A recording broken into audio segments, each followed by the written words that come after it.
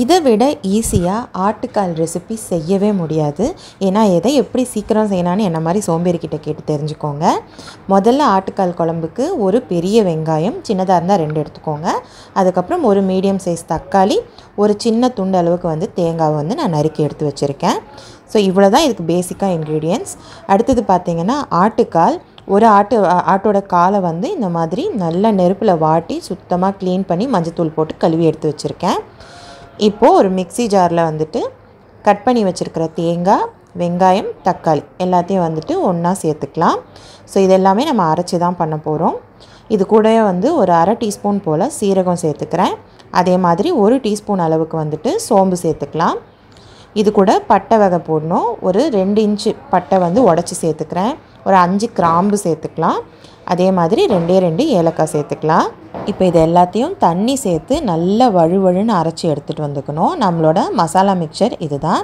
So இந்த அளவுக்கு அரைச்சாச்சு. இப்போ இதை வந்துட்டு ரெடியாக பக்கத்தில் வச்சுக்கலாம்.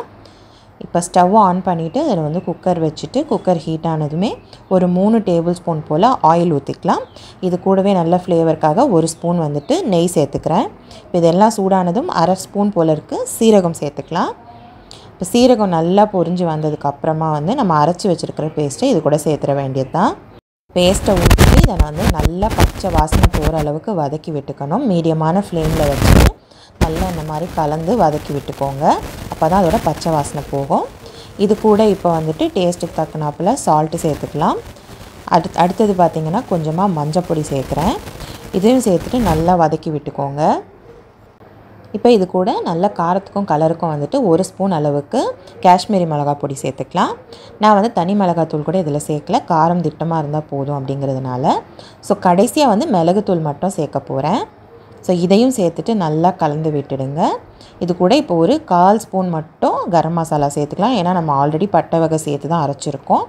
இதையும் சேர்த்து பச்சை வாசனை போய் இந்த மாதிரி எண்ணெய் நல்லா பிரிஞ்சு வந்ததுக்கப்புறமா க்ளீன் பண்ணி எடுத்து வச்சுருக்கிற ஆட்டுக்காலை வந்துட்டு இது கூட வந்து சேர்த்துக்கலாம்.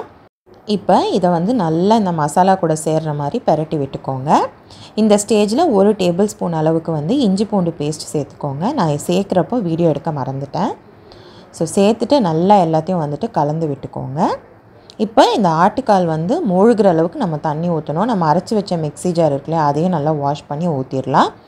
ஆட்டுக்கால் நல்லா முழுகிற அளவுக்கு ஊற்றிட்டு இதை வந்துட்டு மூடி போட்டு முதல்ல ஒரு 5 விசில் விட்டுடுங்க. அதுக்கப்புறம் நல்லா ஸ்டீம்லாம் இறங்க விட்டு மறுபடியும் ஒரு 5 விசில் விடுங்க. அப்போ தான் நல்லா கால் வெந்து வரும். இப்போ இதை வந்து ஓப்பன் பண்ணி காட்டுறேன் பாருங்கள். சூப்பரான ஃப்ளேவருங்க. வீடு ஃபுல்லாக மணக்கிற அளவுக்கு ஆட்டுக்கால் குழம்பு இல்லை ஆட்டுக்கால் பாயா வந்து ஆல்மோஸ்ட் ரெடி. ஸோ இப்போ இதை வந்து மறுபடியுமே வந்து நம்ம வந்து அடுப்பில் வச்சுட்டு சிம்மில் வச்சுட்டு ஒரு கொதி வந்து விடுங்க. கொதிக்க ஆரம்பிக்கிறப்போ கொஞ்சமாக கொத்தமல்லி சேர்த்துட்டு மேலோட வந்து ஒரு 1/2 டீஸ்பூன் போல் வந்துட்டு பெப்பர் சேர்த்துக்கோங்க. ரொம்ப ரொம்ப சூப்பராக இருக்குங்க.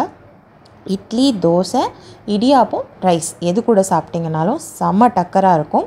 இன்ஸ்டண்ட்டாக கூட செஞ்சிடலாம். ரொம்ப கஷ்டம்லாம் ஒன்றுமே கிடையாது. கண்டிப்பாக செஞ்சு பார்த்துட்டு எப்படி இருக்குன்ட்டு எனக்கு கமெண்ட்ஸில் ஷேர் பண்ணுங்கள். வீடியோ பிடிச்சிருந்ததுன்னா மறக்காமல் நம்ம சேனலையும் சப்ஸ்கிரைப் பண்ணி நிறைய வீடியோஸ் இதில் வரும், பார்த்து என்ஜாய் பண்ணுங்கள். இது ஆக்சுவலாக ஒரு டயட் ரெசிபி, என்னோடய பேலியோ டயட்காக நான் பண்ணேன். ஸோ வீடியோ பிடிச்சிருந்ததுன்னா லைக் பண்ணிடுங்க. தேங்க்யூ.